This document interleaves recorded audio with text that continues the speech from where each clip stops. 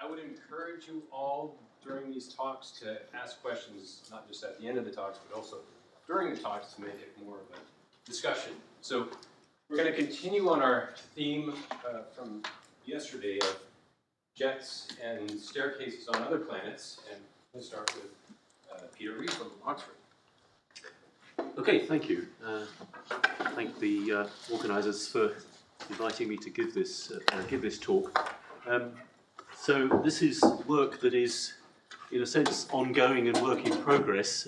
So some of the results that I'm going to show you are not published and are still somewhat preliminary, but nonetheless are of sufficient interest that I hope you will appreciate essentially what we're trying to do here. I guess I'm kind of vying, perhaps with Stephanie Waterman, one or two others, about to try and get the longest title of the talk in this particular workshop. But I thought it was good just to give you a fairly clear flavour of what we were trying to deal with. So it follows on to some extent from the talks that we heard yesterday, particularly from Laura and David, on the topic of jets in the gas giant planets. But in contrast to those two talks, I want to focus here on actually looking at the observations and the measurements, and to try to extract as much information as we possibly can from the measurements.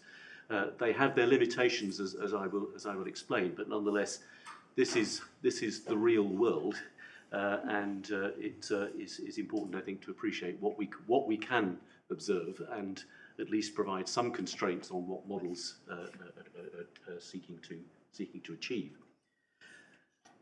So the banded clouds and jets on Jupiter, I guess, becoming pretty famous now, but the banded structure has been known about for a very long time now, virtually since the invention of the telescope. So you can see here, for example, some drawings by Giovanni Cassini from the 1660s, which indicates of Jupiter, which indicates that they could see then the presence of these banded cloud structures and the very sort of ordered structures that essentially encircle the entire planet. It wasn't really, though, until the 19th century, I guess, that people were able to start looking systematically at relative motions of clouds, and hence to pick up the presence of these large, these strong zonal jets. So this was a composite of some early observations derived from ground-based telescope measurements, which you would just about see hints of jets that are present. These are shown. So the horizontal axis is velocity increasing towards the left, because what you're actually looking at is the effective rotation period as a function of latitude. So we kind of knew the jets were there, but the measurements were pretty uncertain in that particular era. And it wasn't really until the Voyager mission, the two Voyager flyby probes that actually went close to Jupiter, and you can see this beautiful so-called blue movie obtained by the Voyager spacecraft. It's called the blue movie, not for the content of the movie, I should hasten to add, but because it's taken through a blue filter, which enhances the contrast of the cloud features. And what people were able to do in the early 1980s was to actually track the motion of individual cloud features. In fact, at that time, it was done by hand. You actually had images sort of side by side, and you would identify a cloud feature on one image, and you would look for it on the next image, and then by hand laboriously measure its displacement. And you have to admire the persistence of the people working at that time, that they were able to track thousands of features in order to produce sufficient velocity information that you could actually start to determine things like eddy momentum fluxes. So on the right-hand side, we show a very early attempt to look at the correlation between the northward gradient of the mean zonal velocity with the essentially the Reynolds stress, the U prime V primed covariance. This is from Voyager 1 and from Voyager 2, and the point being that wherever you see du by dy correlated with U prime V prime bar, that's kind of indicating on average an indication that the Reynolds stresses are essentially transferring kinetic energy from the eddies into the zonal jets, and by that means they were able to actually come up with a quantitative estimate of the rate at which energy was being transferred from the eddies into the zonal jets, and it was surprisingly large. It was a pretty substantial value. Something on the order of 100 microwatts per kilogram, which might not sound very much, but if you compare that with the amount of solar energy that's actually being absorbed by a layer in the atmosphere, that's actually quite a substantial fraction. So, in terms of this talk, the kind of motivating questions that I want to try and address are essentially looking at the zonally banded circulations of Jupiter and Saturn. We can think of them as providing almost an ultimate example of a form of anti-diffusive process on a grand scale. So the separation of these jets are quite spectacular, given Jupiter is 10 times the linear size of the Earth, so the separation of some of these jets are almost as large as the Earth itself. So that gives you some idea of the grand scale that we're dealing with. And the $64,000 question, I guess, is how does it work? And how can we quantify these jet dynamics, particularly from observations and measurements? And in particular, what is the relationship between this emergent structure that appears, this zonal banding or zonation, and how is it related to the turbulent motions in the atmosphere, and in particular, the fact that we're producing these strongly zonal structures, indicating that the flow is highly anisotropic. And sort of questions that arise from this are the respective roles of direct eddy-zonal interactions, the sort of spectrally non-local exchanges, compared with the role of eddy interactions, the sort of more classical incremental, spectrally incremental cascades. And a related question is how are the eddies themselves energized? Where does the energy come from? And what is the scale at which energy is actually being injected into the whole circulation? Thanks to further space missions since the Voyager missions, we've now got information on both Jupiter and Saturn. They superficially appear to be quite similar planets in various ways. They're made of the same material, they're of comparable size, and they appear to have some structures that look rather similar, but we can ask the quantitative question: do the same processes operate similarly on both of these planets? These are the kind of questions that we want to bear in mind as we analyze the observations. So this is the basic plan of what I'm going to try and cover this morning. So the introduction we've just had. I'll talk a little bit about the data sources, where the data comes from, how we actually derive the information that we can find, and then I'll look at analyses. First of all, concentrating on the direct eddy-zonal zonal mean flow interaction, looking at both global and latitudinally resolved aspects of this interaction. And then moving on to some relatively new work where we're actually trying to derive not just that one particular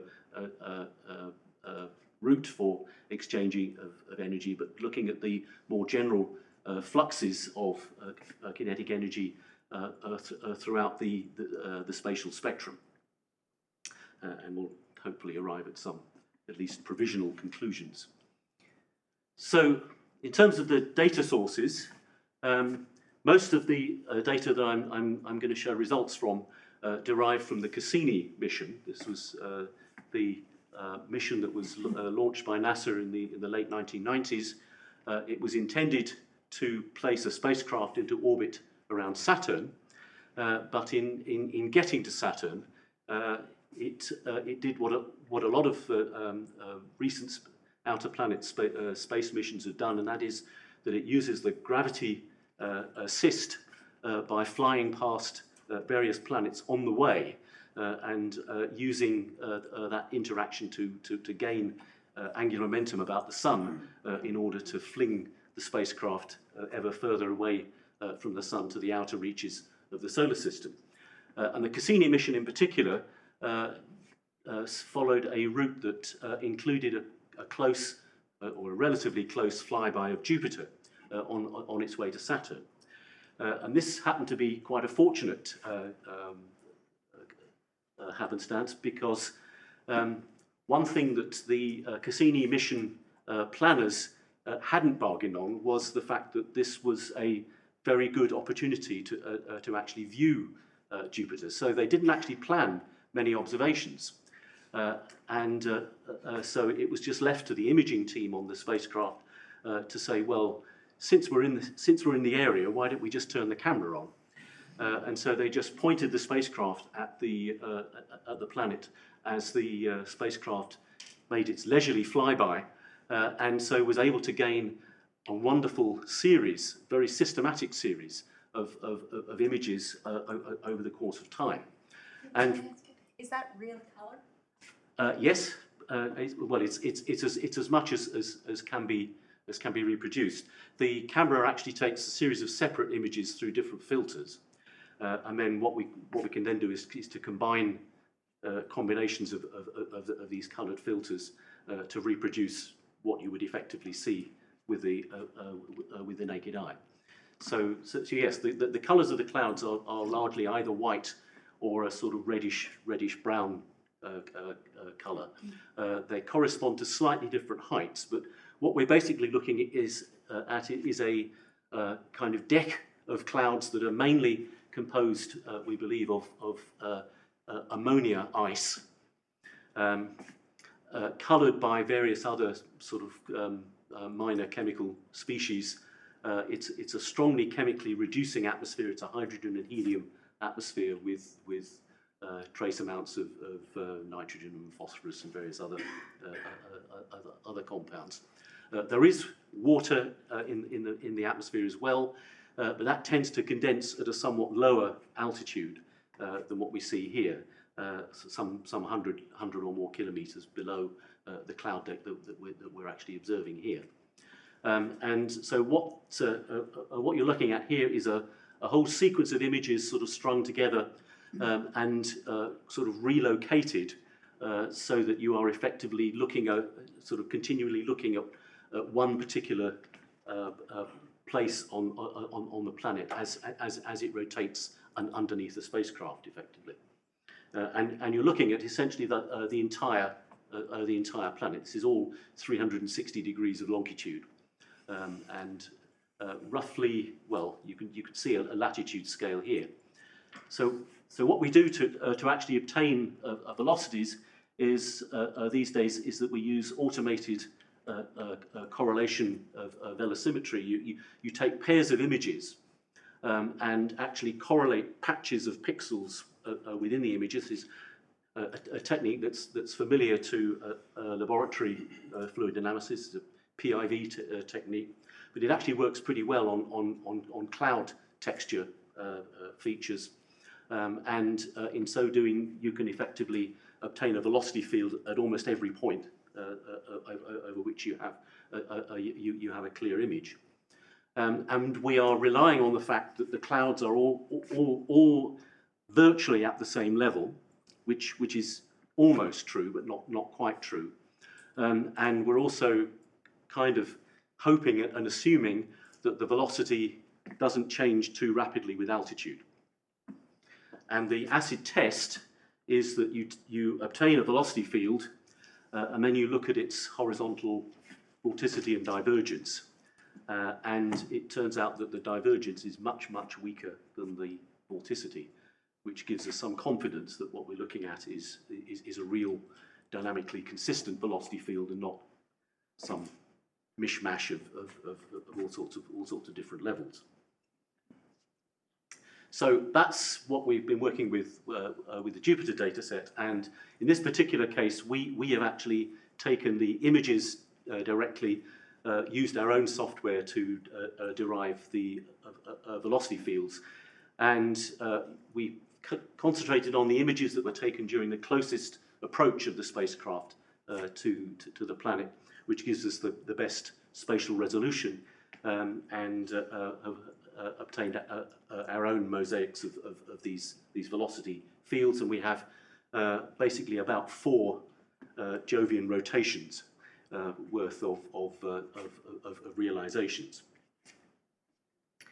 And the sort of thing that you can do immediately from having such a velocity field is that you can immediately start to produce diagnostics like kinetic energy spectra in 2D. You can even project the velocities onto spherical harmonics and actually start to look at global diagnostics of these velocity fields, which already show some interesting features. You can see so these are different, using different methods to actually calculate the kinetic energy spectra. So the black and the red curves correspond to the global projections.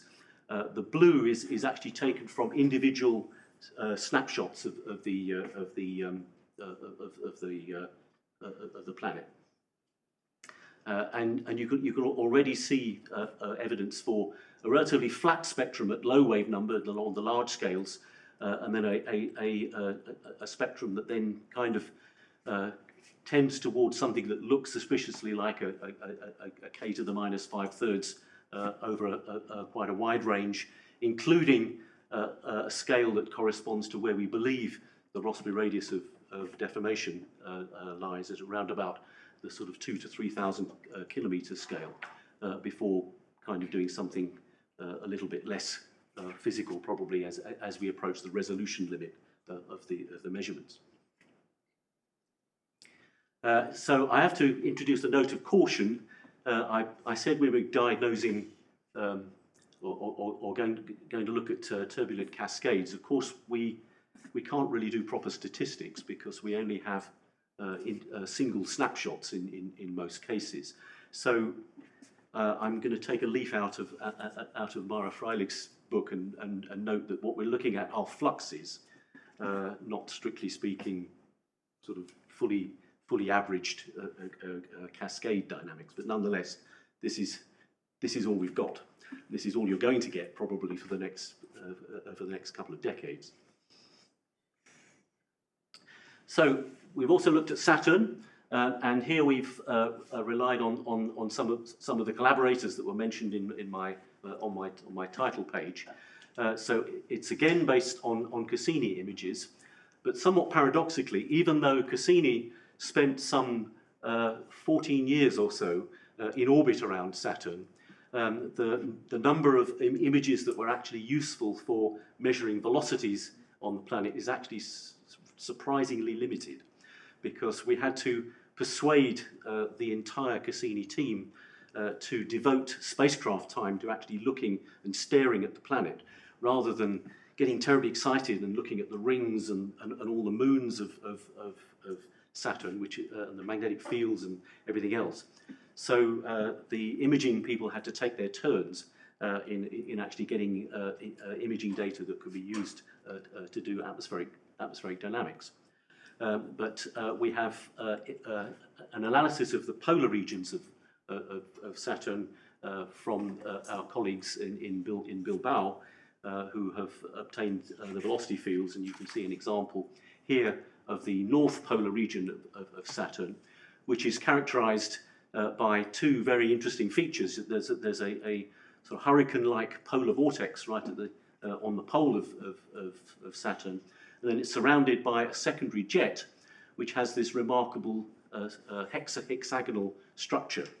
that was first discovered in the Voyager images and was shown to be still there some 20 odd years later when Cassini arrived at the planet.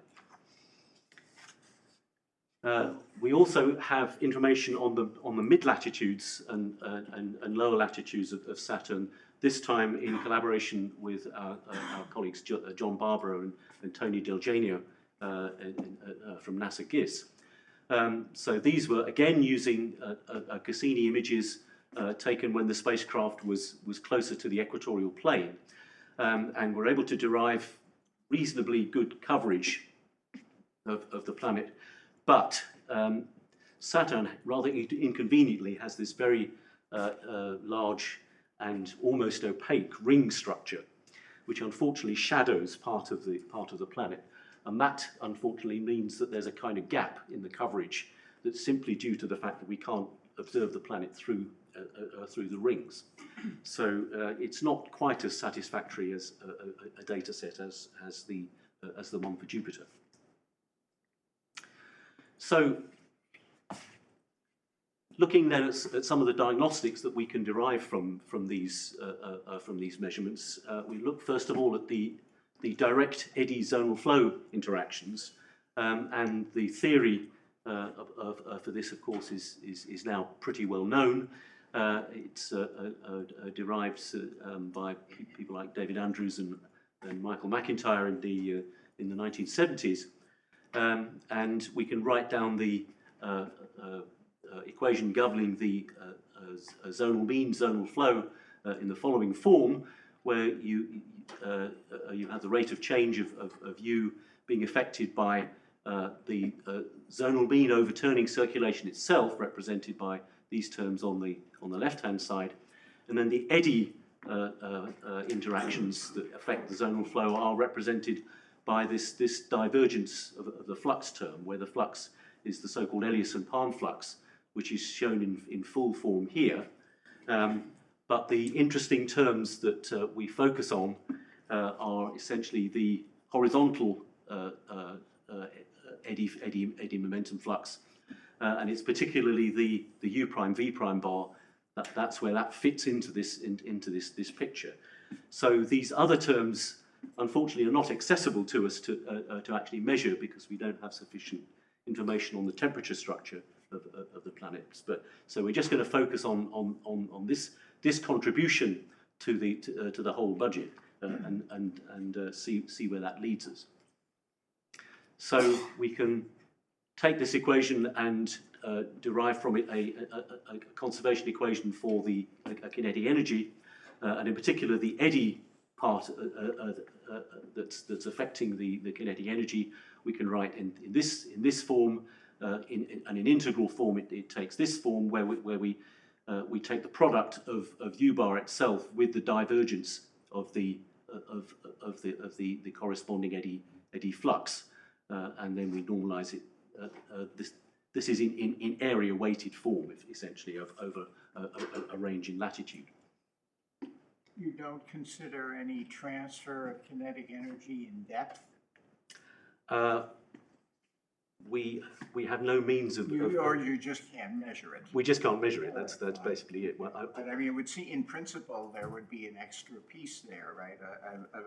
What I would call a vertical flow of one form or another. Absolutely, yes. And I will come back to that point, actually, when we start to look at some of the results, yeah. And the magnetic field, because that you can probably measure. It's probably playing a role. Is it?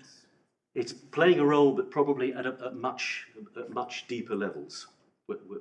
So what we're actually doing is looking at this zonal flow interaction purely at the level of the visible clouds, where the atmosphere is not electrically conducting.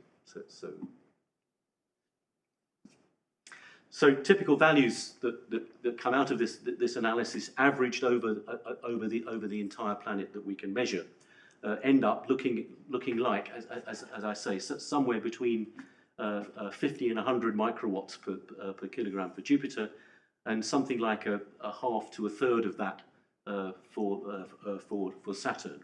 But both are significantly positive values, indicating that generally speaking over the whole planet, the eddies are, at least the horizontal action of the eddies appears to be feeding energy into the zonal jets.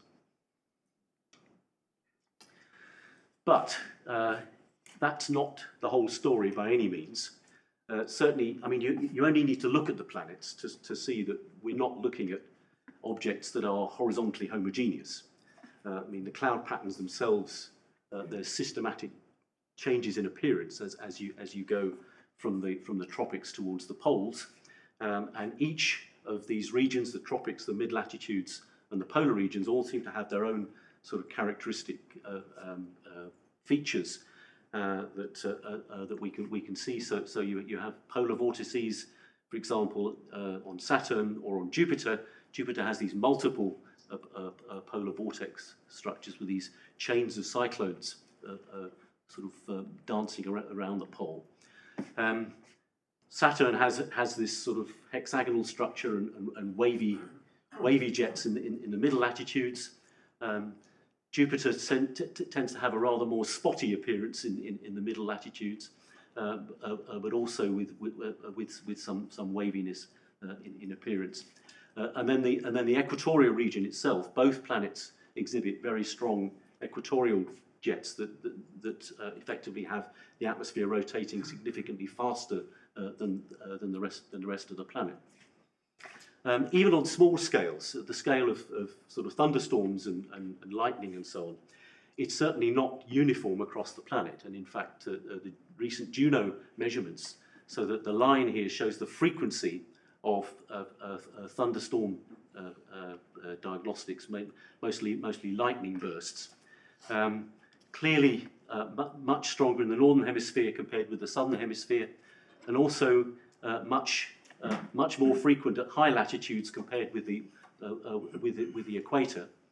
And there are even differences in lightning occurrence between the belts and the zones, the light bands and the dark bands, with a predominance of lightning being observed in the dark bands, which have this cyclonic mean vorticity.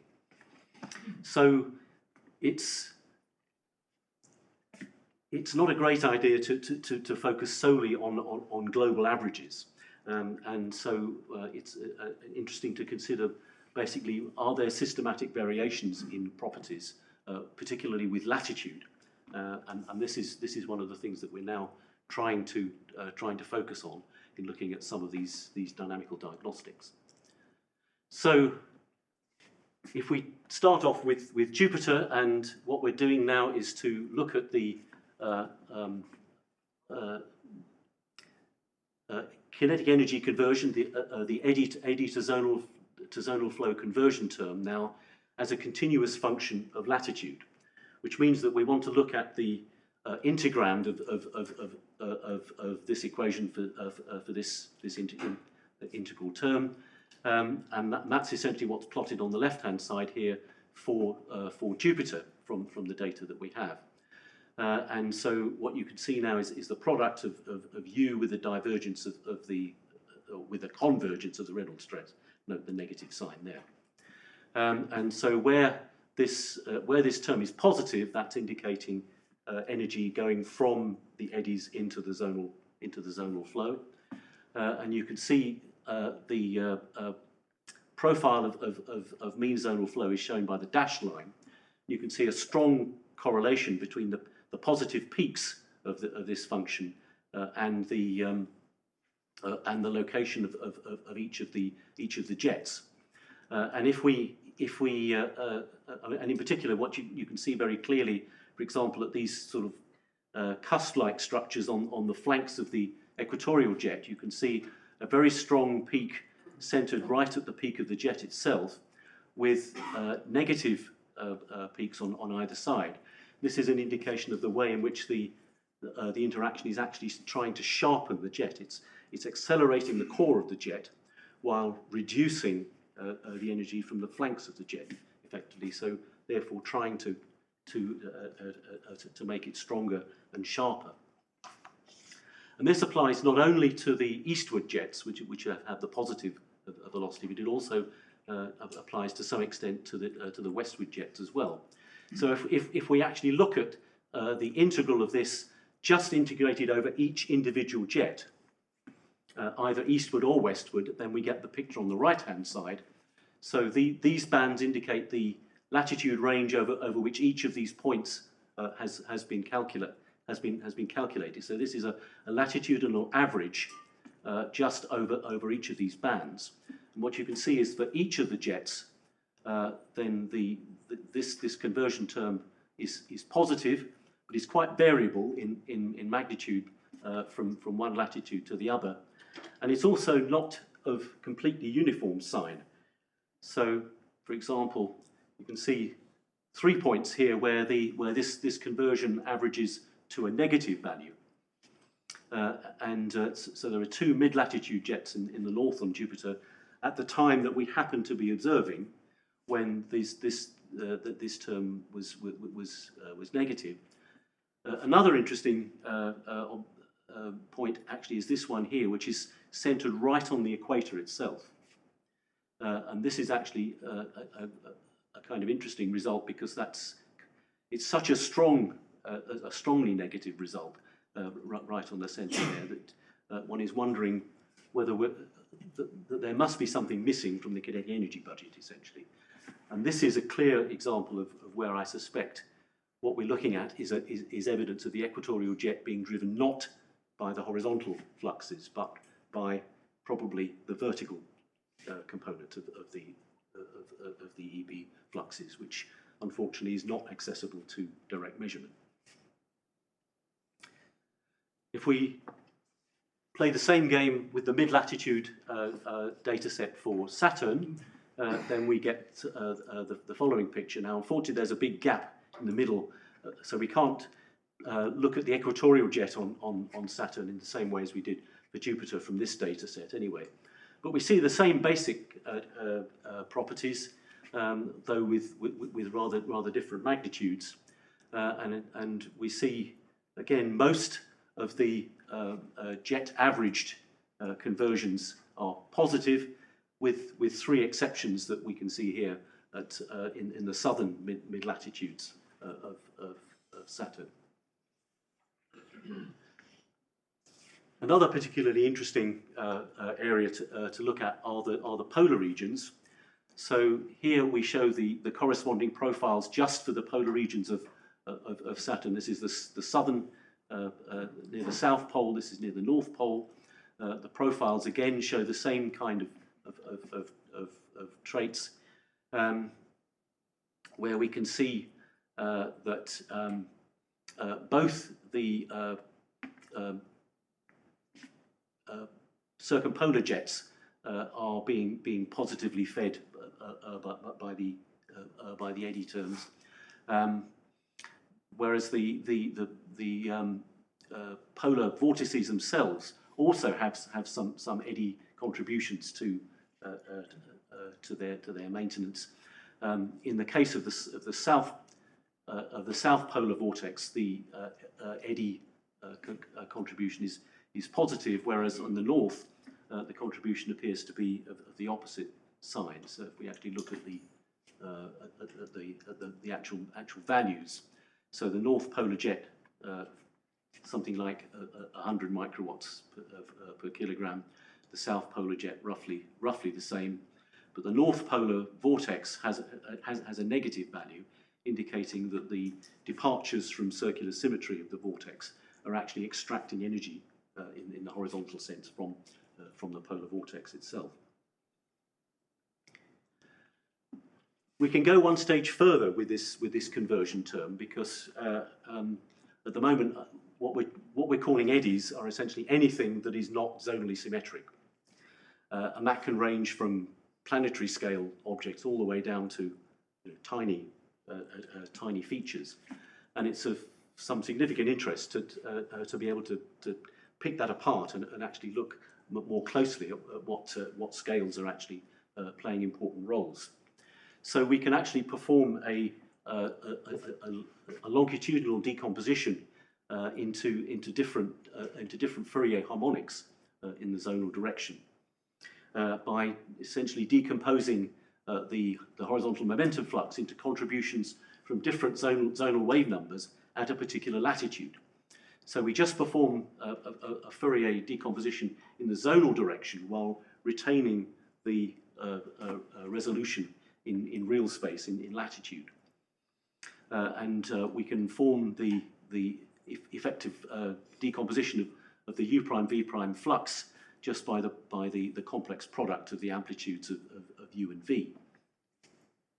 And then the corresponding conversion term is essentially obtained by the product of U with the divergence in latitude of this quantity, and then we can also integrate this in latitude to obtain jet averaged profiles, jet averaged spectra essentially of this interaction. And if we look at Saturn, for example, so Saturn in particular, I'll just show one example rather than deluge you with information. So a kind of nice example is this jet up here at around about 42 degrees north. It's of interest because it does actually have a significant meandering aspect to it. It's a rather irregular sort of a set of meanders. This is a Voyager image of the clouds along the. So the jet essentially runs along the centre of this band, and it's sometimes referred to as the ribbon wave because it looks like a kind of ribbon that's kind of unfurled itself. And the zonal spectrum of the conversion term associated with this particular feature, just averaged over this jet, is shown here. With you can see a generally positive bias of this conversion term over a ranging wave number from 0 to something like 60 or so. And that's of interest because from the Voyager images themselves, they actually derived what were the main Fourier harmonics that were present in responsible for this ribbon-like structure. And these are indicated by these lines here. So although there's not a detailed correlation between the Voyager wave numbers, which were of course some 20 or 25 years earlier than shown here, the overall wavelength band is of roughly the same order. We're indicating that this wave is essentially overall feeding energy from the eddies from the waves into the zonal flow. And the fact that the waves are losing energy effectively by this means into the zonal flow kind of indicates that there must be another source of energy that's actually energizing the waves themselves. And the suggestion here, given the scale of these waves, it seems most likely that this is likely to be driven by baroclinically unstable structures actually in the atmosphere. This was a suggestion that was made at the time when this ribbon wave was discovered from the Voyager images by Godfrey and Moore.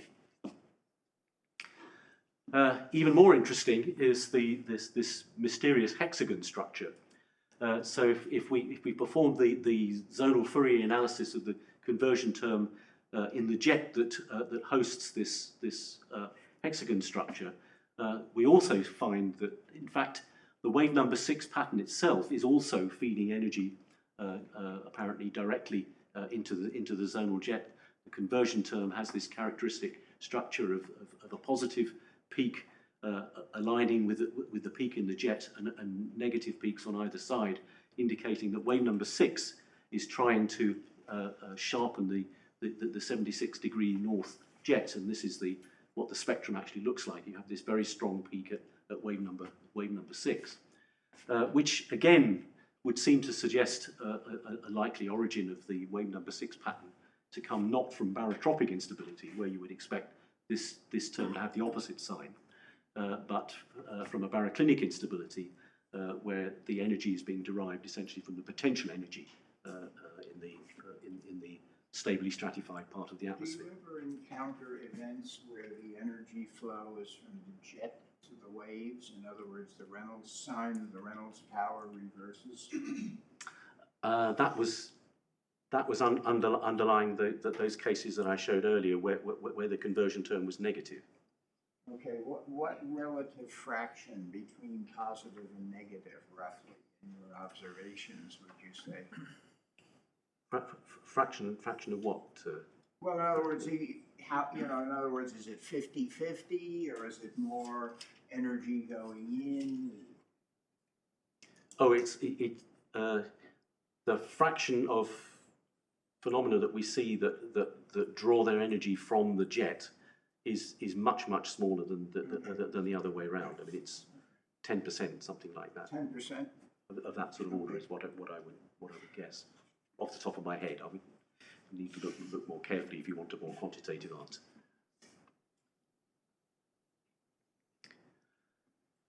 Okay, there is a jet in the southern hemisphere that corresponds to the hexagon jet that doesn't exhibit anything like the same kind of structure that we see with the hexagon.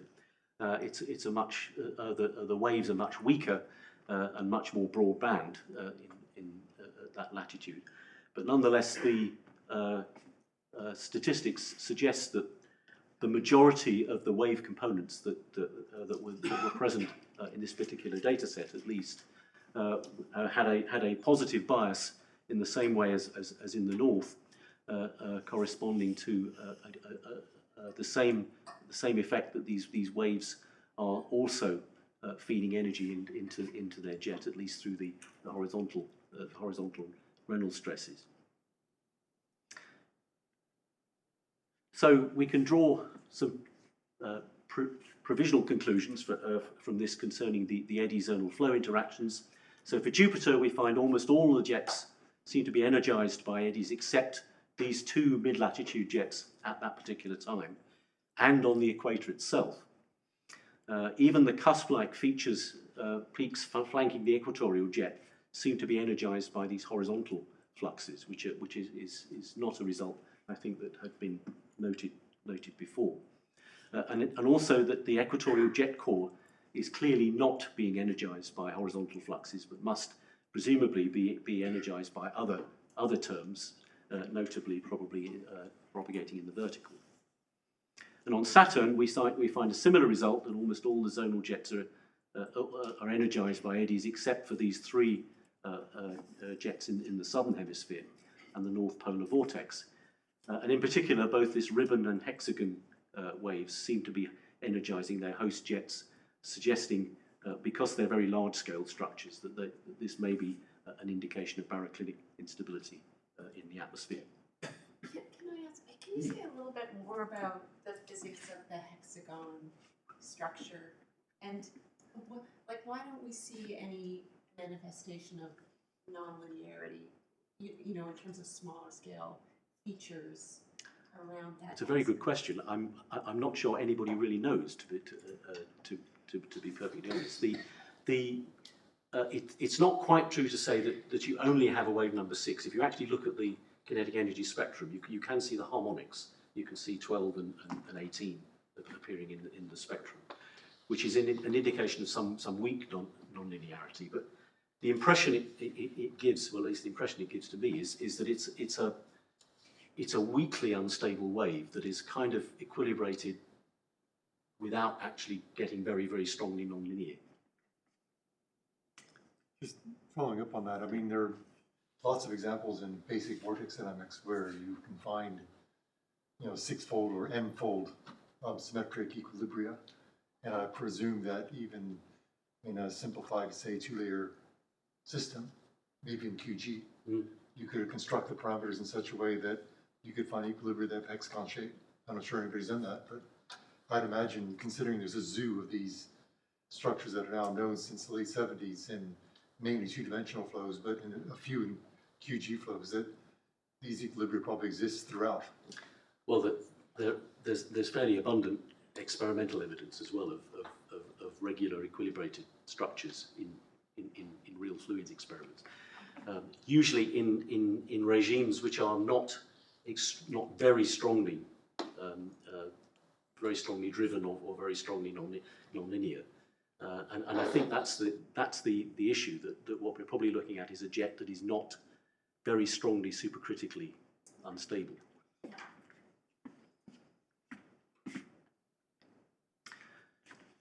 So in the last part of the talk, I want to go on to the new work that we're trying to look at, where we're trying to look at the more complete scale-to-scale energy budget using the well, it's based around this classical equation, where we're focusing essentially on the nonlinear energy flux associated with the transfer of energy between scales. The first thing that we did was to project all of our data onto spherical harmonics, and then to look at the nonlinear terms in the space that's determined by the spectrum of spherical harmonics. Essentially, what you do is you project the terms in this particular case in the vorticity equation, looking at the entropy budget. So you decompose into spherical harmonics with indices n and m, a total wave number index n, and a zonal wave number index m in the following form. And then from that you can get essentially the tendency, the time rate of change of entropy implied by this combination, and then you can derive from that the energy interaction by dividing by n into n plus 1, and from this tendency term you can integrate in wave number to derive essentially the spectral flux, the flux between different values of n, in this case the total wave number index.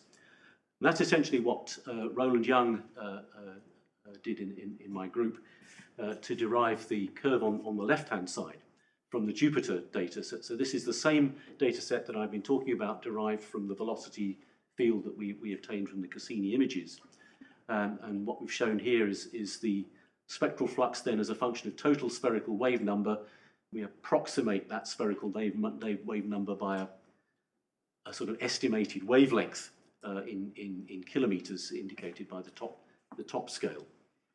And the sign convention here is that if you see a flux that is negative, that implies a flux from small scales to large scales. It's the inverse cascade, whereas a positive flux indicates a forward cascade, a conventional cascade from large to small scales.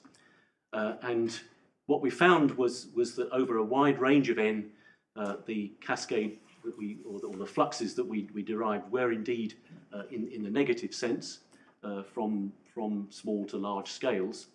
And the colour here shows that, so if you subtract the zonal mean flow and then perform the calculation, you end up with essentially the eddy-eddy component of this flux, which is what is shown in blue. You can see that has essentially the same sign as the total flux, but it's much weaker in this particular case, sort of as a global average of spectral flux. But note that the flux then turns over and becomes positive, indicating a forward cascade at a fairly characteristic wave number, at around about a wave number 200 or so, which corresponds to a wavelength of around about 2,000 kilometers or so.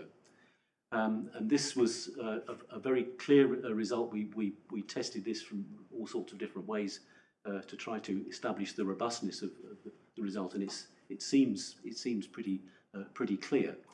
And this scale is an interesting one, because this is indicating an energy injection scale that is indicating where the circulation is being energized, and the scale is at least within a stone's throw of what we would estimate to be the internal Rossby radius.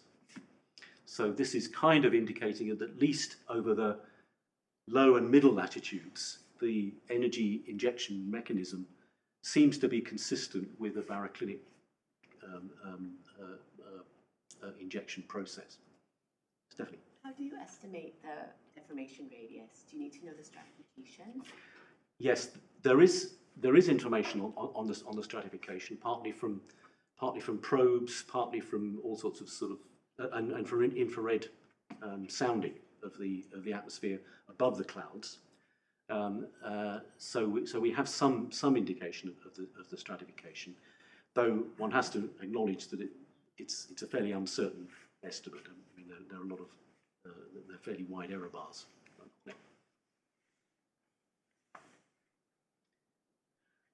Just for comparison, it's of interest to compare this with what you would get if you perform the same calculation for a GCM simulation. So this is the model by Tapio Schneider and Junjun Liu for an Earth-like circulation with an Earth that was rotating at something like 8 times the rotation rate of real Earth.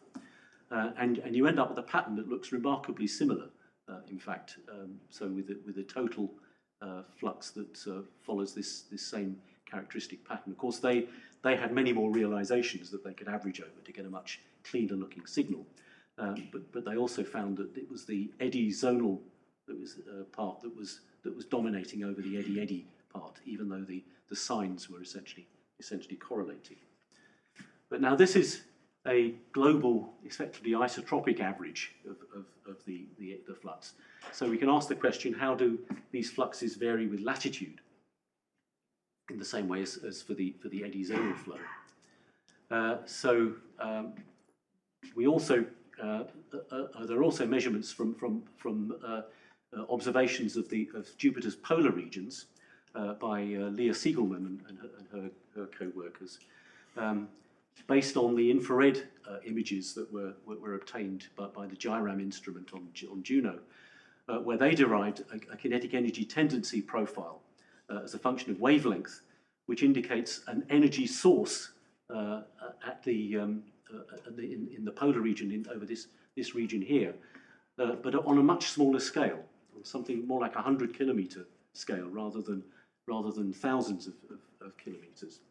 And this is kind of interesting, particularly when you correlate it with the fact that moist convection seems to be much more intense in the polar regions than it is at lower latitudes.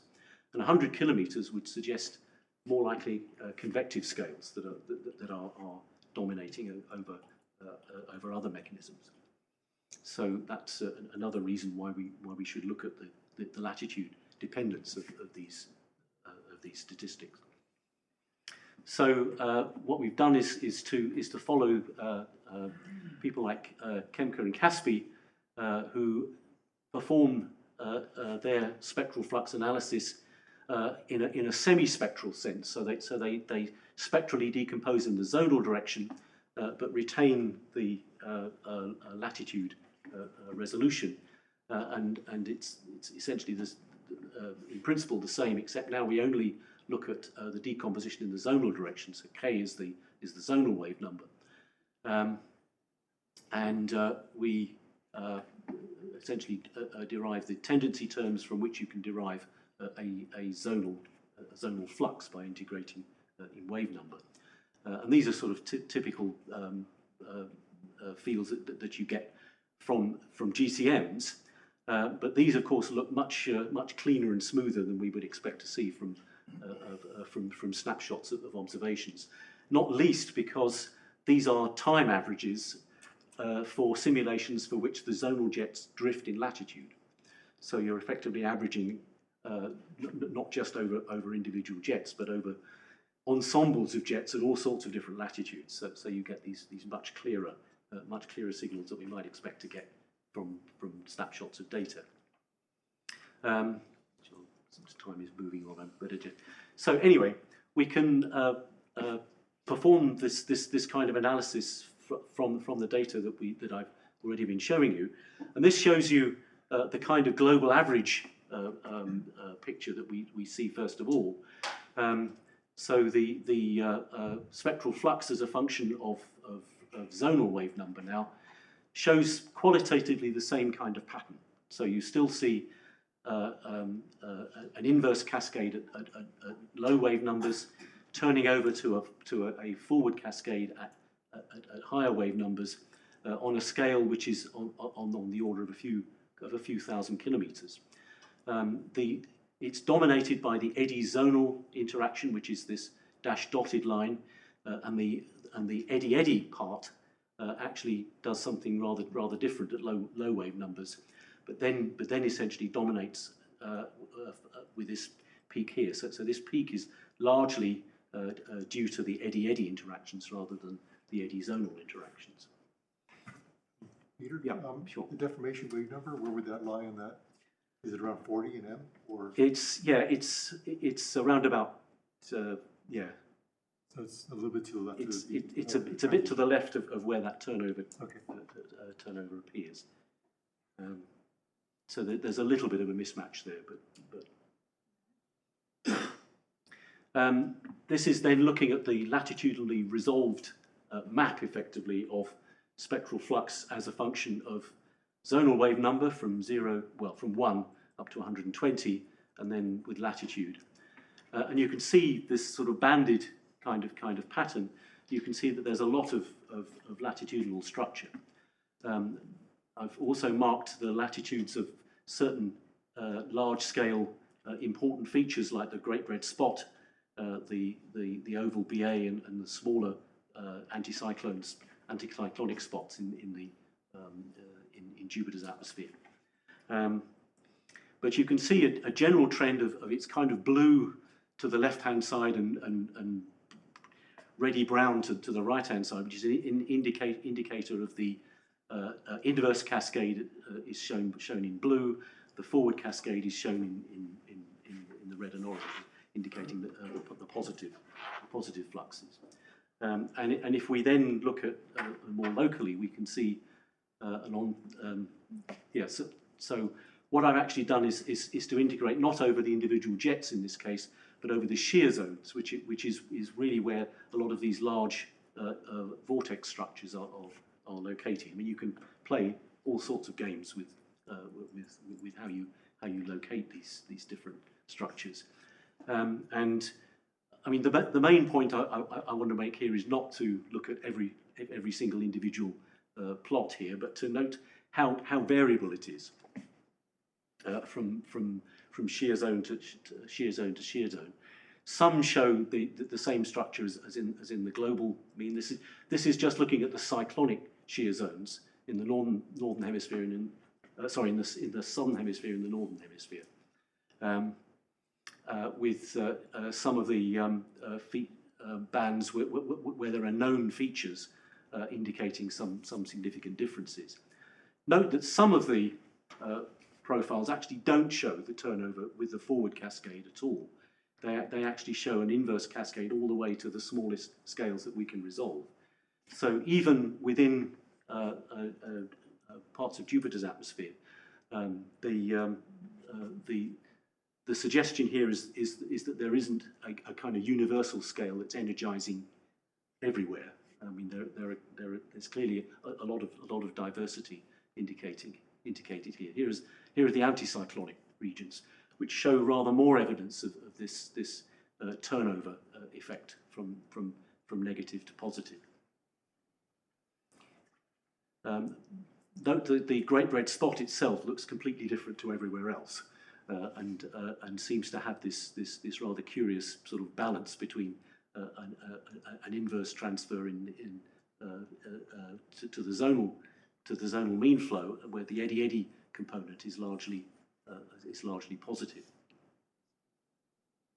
Well, time is marching on, so I think I'm going to conclude at this point.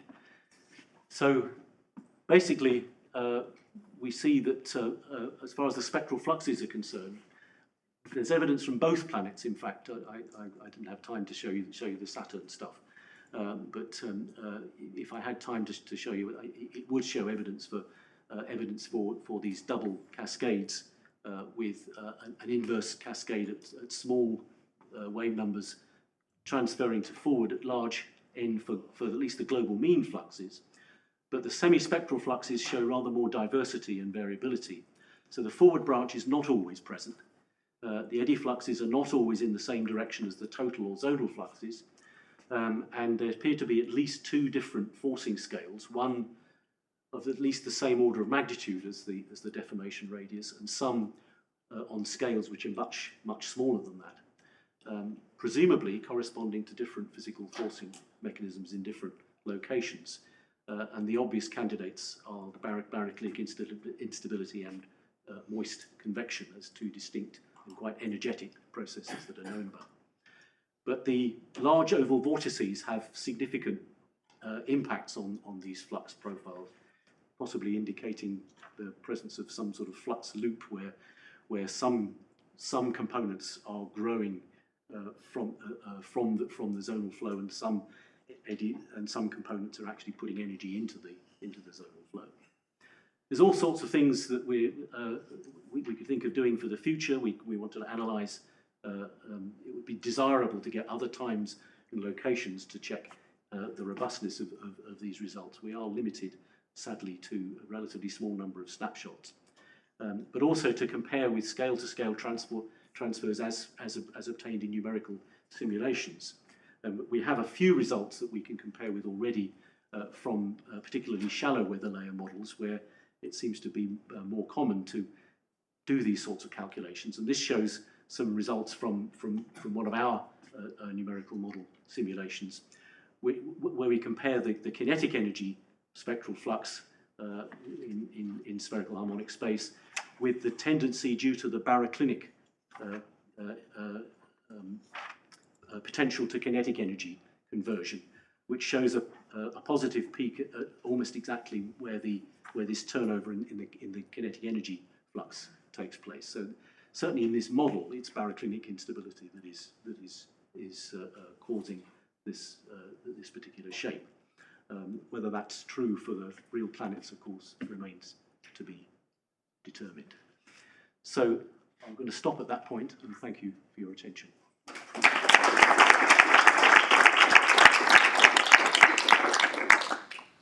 Right. Yeah, one of your images of the Saturn polar region showed 6 vortices pretty clearly. Does that correspond to your hexagon? Six vortices. Well, yeah, it looked like there was, I think you were probably... at the pole there was a large region, and then there were 6 circular vortices around it. That was Jupiter. Well, So okay, maybe it was. I thought it was the Saturn. But. well, Saturn has a jet with corners, whereas Jupiter has a cluster of individual vortices. Yeah, well, the Jupiter one did. Okay. Yeah, it's. I thought you were showing Saturn earlier, but maybe not. Let me see if I can find it. Oh, it's okay. Let's see. Question in the back. Yeah, that's Jupiter, but way back is another image like that. But that's okay. That one. There. Yeah. That is Jupiter. So it has Oh, okay. it has one pole which has 8 of these sort of encircling the pole, and the other one has 5. Okay. Yeah. Very nice talk, Peter. You showed that when you averaged over latitude, what you call your inverse energy transfer was dominated by non-local transfers, and then you showed it latitude by latitude. So are there any latitudes at which it's comparable, or is it always that every latitude non-locally dominates over locally? Because you started talking about inverse cascades, but I guess you meant non-local direct driving. Yes, I'm afraid I probably used the term a little more loosely than I. So is it always the case whether you're in the jet, in the shear zone, in that? It's not the case everywhere. I think that is true. I mean, in particular, if you look at some of the latitudes where you have these large vortices, I think that tends to really perturb things quite substantially from that simple. So then it is a true inverse cascade, as opposed to a non-local. Sorry. Then it is a true inverse cascade, as opposed to a non-local driving. There's certainly aspects of it. Yeah, I guess so. Yeah. Does any of the Juno data help constrain the vertical structure of fluxes? Unfortunately, not as far as I'm aware. So the three-dimensional information that Juno has acquired via the gravity field simply doesn't have the horizontal resolution to be able to derive that. They can just about recover the structure of the zonal mean flow,